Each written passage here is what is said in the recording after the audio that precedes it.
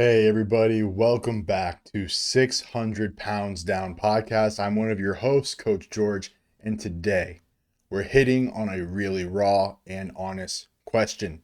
Somebody asked me, body dysmorphia. Have you ever had that? And if you did, what did you do emotionally? I know you started working out, and that's fantastic. But did you ever have a problem with your head keeping up with your body? And man, let me just say this right from the get.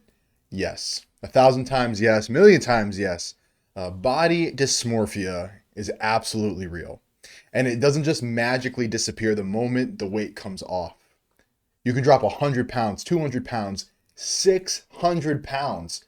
You can add muscle. You can completely change how people see you. And still, when you look in that mirror as you're passing by, as you're getting ready in the morning, or you're walking past a reflective surface, you see the quote unquote old you.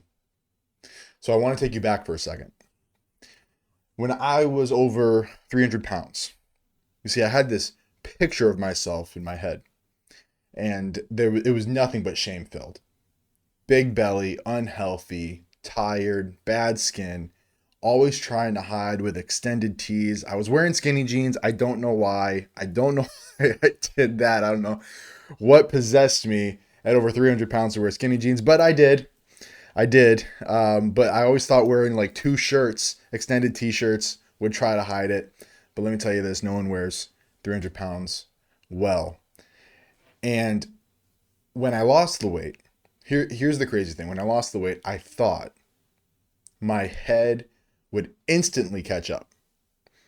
I thought, okay, once I hit this number on the scale, once I look a certain way, boom, the old picture will be gone. But that's not what happened. The scale dropped, my waist shrunk. I was buying jeans almost half the size I used to buy. But in my head, I was still that guy squeezing into a booth at a restaurant. I was still the guy worried about snapping the lawn chair, and I was still the guy walking into a room thinking everyone saw the fat guy first. And here's where your body dysmorphia really messes with you. See, even when you objectively change, things that you cannot deny, subjectively, in your mind, in your emotions, you don't feel changed. So now, what happens? Why does that happen? Well, think about it. When you didn't just carry the extra weight in your body, you carried it in your mind for years. Your brain built pathways around it. Every decision, every insecurity, every self conscious laugh, they all reinforce that identity. Everything you ate, everything you did, everyone you hang out with, everywhere you go is built upon this identity that you have on yourself. And so when you are formulating your self perception, it can't just be wiped away like that. So when your body changes, your brain doesn't just flip a switch. It has years, maybe decades of habits, of memory, of bad experiences. Your head lags behind because your identity hasn't fully caught up with your reality. I'm going to say that again. Because your identity hasn't fully caught up to your reality. And that's why people can look at you and say, wow, you look amazing. You look great. What are you doing? I need to be doing what you're doing because you're crushing it. You're killing it. You're slaying it. While you're standing there thinking, no, I don't. I'm still huge. I still have fat rolls. I still have that overhang. I still have those love handles. See, that disconnect is just incredibly painful. It's incredibly painful. So let me answer the second part of that question because I think the second part of that question often gets overlooked because we like to talk about the objectivity of things that you can't change, things that you can see, things that can be measured, tracked, and predicted. But emotions, emotions are subjective to the individual. Emotions themselves are objective, but the way emotions interact and feed your brain are most certainly subjective to the individual. So I really want to hit on that. So I'll be real with you, straight up. I struggled. I think most of the time I didn't handle it well.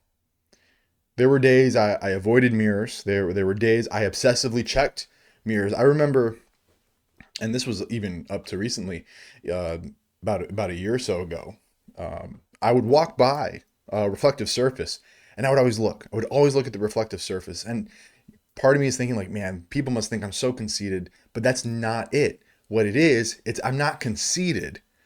I'm insecure. I'm insecure because in my mind, I'm fat. I'm fat. I will always be fat. Doesn't matter how much weight I lose, I will always be fat. Because those days that I obsessively checked the mirror, avoided mirrors, looked at old photos, there was the thought, have I really changed at all? And I know you've had that thought. If you've gone through any kind of weight loss, any kind of body transformation, I know you've thought that at least one time.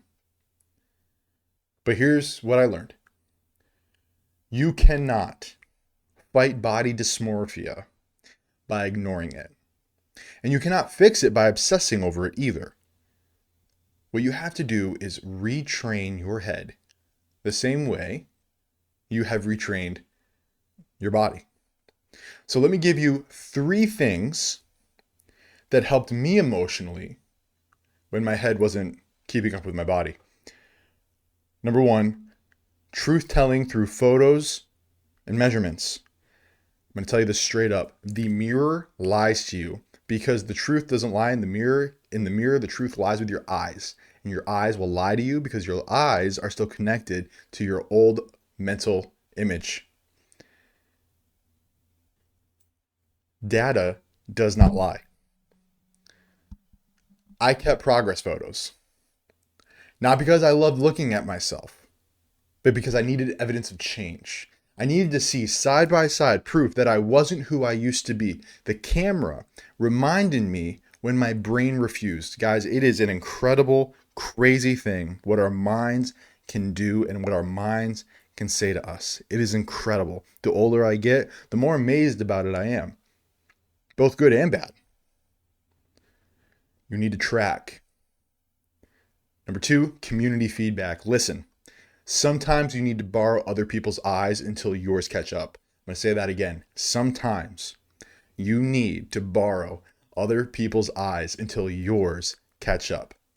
When friends, family, or even strangers would say, wow, you look different, I force myself to pause and say thank you.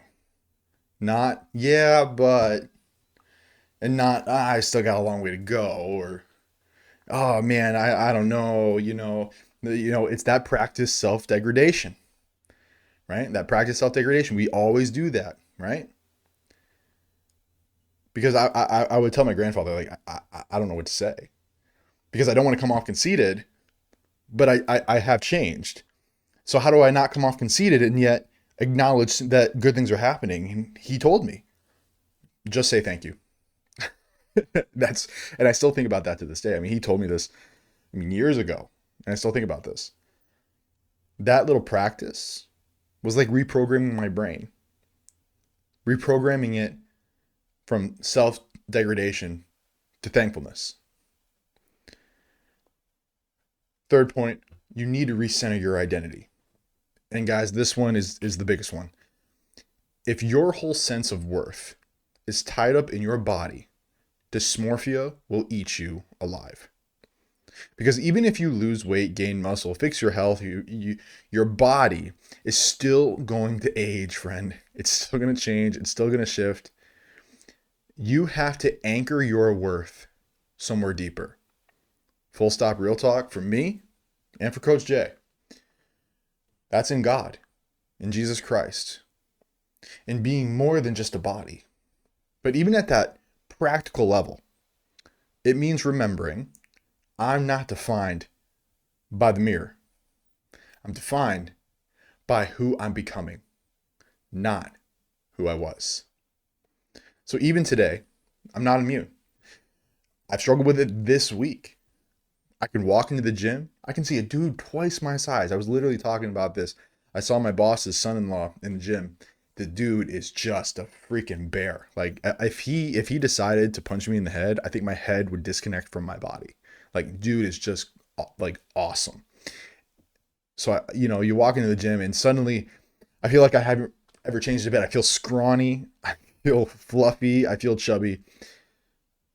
Or I can even see an unflattering photo, and my brain is just whispering in my ear, you see, nothing's different. Nothing's changed.